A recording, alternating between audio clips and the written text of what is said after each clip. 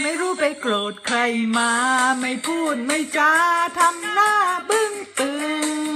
ทำฟืดทำฟัดทำดื้อดึงเพราะใครหรือจึงบึ้งตึงบอกมาปวดหัวหรือว่าปวดหลังกินยาหรือยังนาการดาปวดแขนหรือว่าปวดขาถามไปถามมาเธอตอบว่ากลุ้มใจก็เพราะเป็นห่วงเป็นใย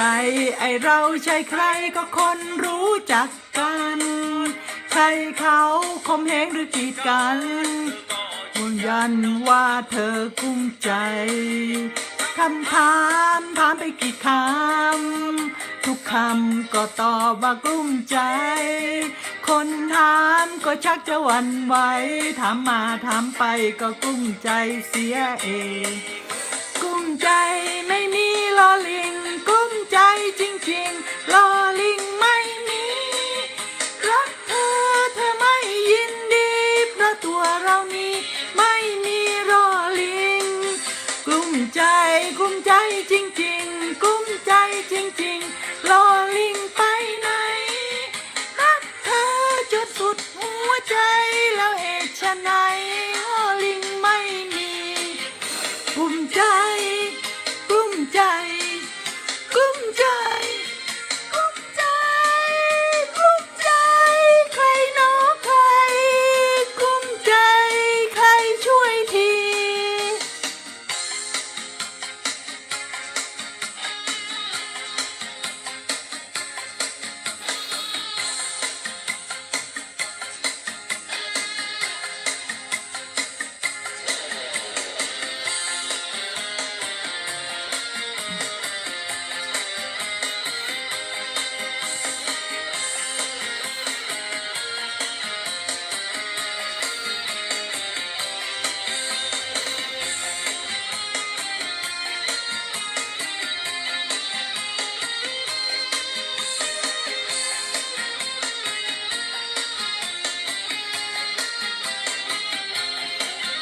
กลุ้มใจ